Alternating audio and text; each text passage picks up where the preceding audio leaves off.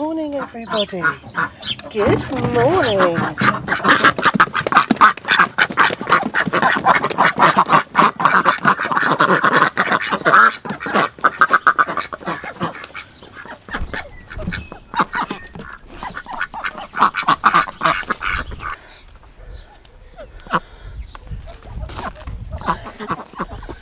Here we go.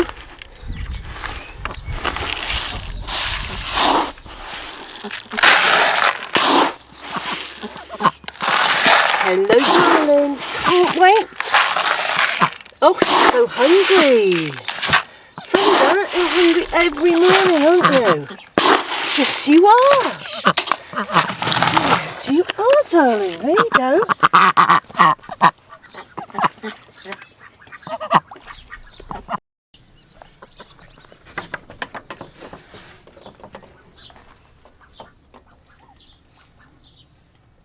Hello. Alex, who's one of my regular viewers, has asked me a little bit more about how I manage our duck flocks. And Robert over at Daybird Aviaries asked me to talk a little bit about why we chose the breed that we have. So to start with, we've got Aylesbury ducks. Most of them are pure Ellsburys, and a couple are an Aylesbury Pekin cross. So let me rewind in time. When we moved here, we were fairly sure we were going to have the 3 chickens for my daughter, and shortly after that I suggested it might be really nice if we just had a pair of ducks waddling around the place because, well, you know, Jemima Puddle Duck and all that. I just thought it would look really sweet. And this was before we decided to raise pretty much all our own food, so the idea was we'd just have 2 ducks wandering around and it would be very pretty. And that is the joy of the naivety of the damage that animals can do to your land and your vegetables. So we got a pair of ducks. That's Frederick and Mrs. Warne, and I will explain now. They're no longer around. That their names were given to them. We were very clear. We weren't going to be naming our animals, but bearing in mind I wanted Jemima Puddle Ducks.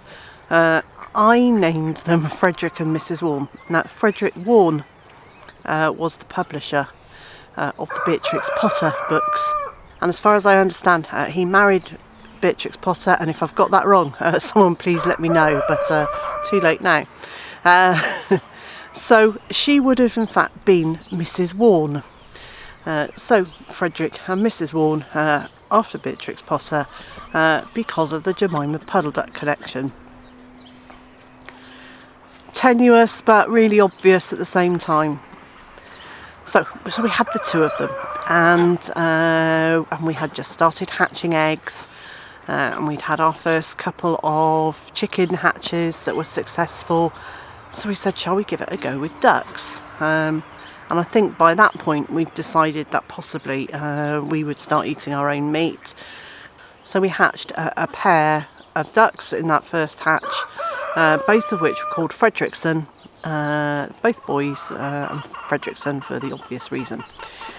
So one was dispatched for the table, and the other one I had thought would stay with the flock, and that we would dispatch Frederick as he got older. Well, he did. He did get older. He wasn't a young boy when we got him, and he got very portly. My fault entirely, because I was giving them much too much mixed corn, so he put on a large amount of weight, which gave him trouble with his hips, and it's a lesson I learned very quickly.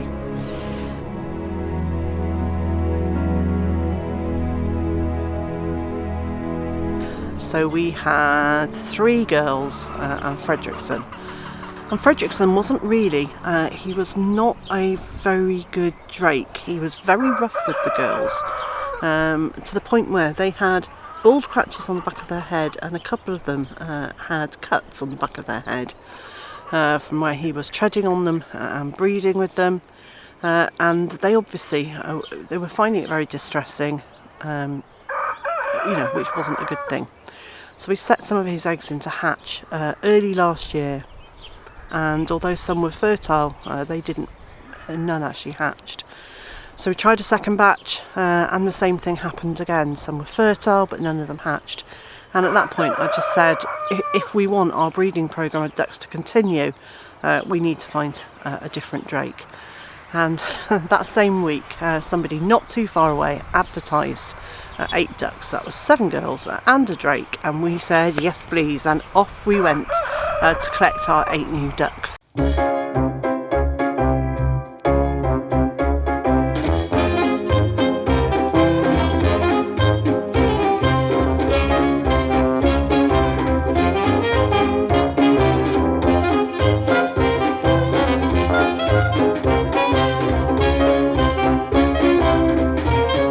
Sadly after that Mrs. Warne got injured somehow, and she hurt her leg, and it wasn't just her leg, it was her hip, and so she had to be dispatched just before Christmas, and it wasn't a great week. It was the same week we lost Tabitha, and anyway, that was that. So we've ended up with them coming and going as we've bred some for meat and we've kept some, and my idea is that as we raise them, the younger girls will come up through and the older girls will get replaced bit by bit in a cycle. And we've discovered with our duck house that between 7 and 9 ducks is absolutely ideal. More than that, it's a bit of a squash in there, and it's a bit uncomfortable for them, and there's a lot of squabbling, and the egg production drops. So it speaks volumes to us that 7 to 9 is about the right number. So the way we have it set up for the breeding programme is obviously we collect eggs. I incubate them in the house in the incubator. They're raised in the little nursery pen round in the stable, and then we move them to their own little house and pen, which we call the duckling pen. So the ducklings go into their own house in the duckling pen, which is a nice, safe, secure, contained area as they are growing, and we keep them in that duckling pen. Then when they get a little bit bigger, we open the door and they can go in the pen and the enclosure that's surrounding it, which links through to the main duck enclosure. So the adult ducks have been able to see the younger ones since we've put them in there, but there was a goodly gap, several feet between them and the ducklings. Then once they can go into the outer enclosure, there's only a fence between them, and they can really see each other and get to know and integrate. And then we open the gate and through they come, and with the ducks we've got at the moment, the ducklings are in that process of they're down here every day. They prefer being down here. They're spending more time near the older ducks, but they're not fully integrated with them yet, which is fine by me, because as yet I haven't worked out exactly which are males and females, and the females will stay with the flock, and the males won't. My intention with the adults is to keep this boy for probably another year or two, certainly a year if we can, because he is so good with the girls. He's very gentle, he's protective, he's not aggressive with us, and bearing in mind Ellsbury are the largest breed of duck here. They are very heavy. If he wanted to have a go, he could probably do a bit of damage to a leg. And he has never shown any sign of aggression towards us at all. So, that said, none of the ducks have. They're wary of us. They know that we bring food and water and that we clean out the duck house. They're curious about us, but they're not super keen to actually just come up and be too close to us.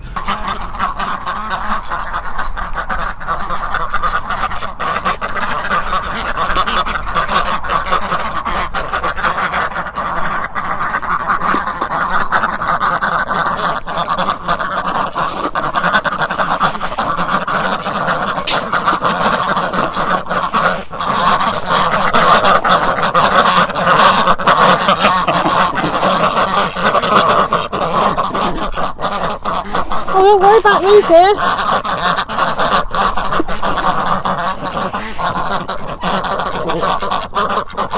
Because Aylesburys are such a heavy breed, they don't fly.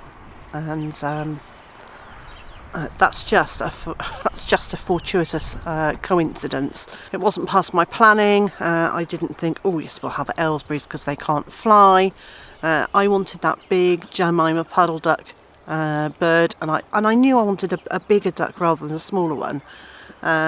But the fact that they don't fly and I don't have to clip their wings is just, as I say, just a coincidence.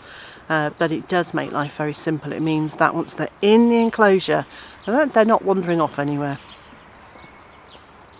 They are great escape artists, they really are. So if there's a hole in the fence that they can get through, they will. If they can put their bills through a hole and nibble what's on the other side, they will. But they are absolutely great for reducing the slug and snail population. They keep the grass and the greenery in this area down, not a huge amount, but a bit. And we absolutely love having them. I love having the ducks, and if push came to shove and we could only keep one bird, it would be the ducks. And as far as feed goes, the newly hatched ducklings get an organic chick crumb, the same as our chicks do. The only difference being that with the ducks I add vitamin drops to their water twice a week for the first 3 weeks, so they have an increased amount of vitamin B. And then at sort of 3 to 5 weeks, somewhere around there, I start adding in a few growers pellets, and then they gradually move over to growers pellets. And once they've got the gate open between the two enclosures, although they've got growers pellets up in the nursery pen, they can access the organic layers pellets that the rest of the birds have, because it's there for them to access. So they then have a combination, and once they are integrated into the main flock here, obviously they are on an organic layers pellets. Now here in the UK we can't give our animals kitchen scraps, so to give them treats and to supplement their diet, they get all the weeds from the garden, and also we grow some brassicas specifically for the birds, so that they can have those in their diet in winter, just to boost their diet, because obviously in winter there is less grass and there's less greenery around their enclosure, so that just gives them some extra. They have access to fresh water every day, so we've built them a pond, which is the least glamorous pond in the world, but it works. And then they have buckets of water which I swill out, clean out and refresh every day. So at the moment there are 3 buckets of water and their pond, and then in the height of summer that goes up to 5, just so that they can have more access to more water. And then in terms of ducks for the freezer, they go off to the freezer somewhere between 12 and a half and 18-19 weeks. And then the older girls, as they are being replaced, they go off to the freezer as they're being replaced. So there's no fixed time for the older girls. And in terms of free ranging, hello girls. In terms of free ranging, they have the duckling area, and then they have this enclosure, which is about averaging 40 feet wide. The whole thing is about 140 feet long. They have a good old space. It's got the trees in it, it's got greenery, it's got changes of level, it's got the pond, it's got their buckets. So they've got a variety of things to do, and they seem to like the life they have here. They certainly seem quite contented. In the early autumn, I let the ducks out to have a good old dibble around the food forest and to reduce the slug population towards the end of the year. Once winter comes, it's just too muddy for them to be doing that, and I try and keep the mud chaos to their enclosure. And I don't want them in with vegetables, because ducks even eat onions. I hadn't realised that. They will nibble the tops off young onions. And my plan is, as these raised beds get taller, as the sides get taller, once I'm sure that it's a height that they can't climb into, then they'll be allowed to come into the vegetable garden and dibble around on the pathways all the time. But until I've got those raised beds that much higher, they're not coming in here. The duck house is a bicycle store shed, and I chose that because it's got 2 big doors that open at the front that give me full access to cleaning it out. So I'm not actually trying to squeeze into a small tight space with a spade, trying to shovel out the duck poop.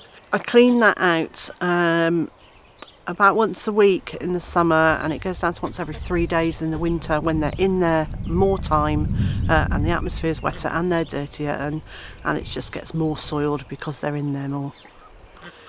And the duckling house is a little chicken house that we've taken the nesting box off, and they're in there. For their bedding, we use the same bedding that we use for the chickens, and that's a chopped rapeseed straw, because that's the one that I prefer.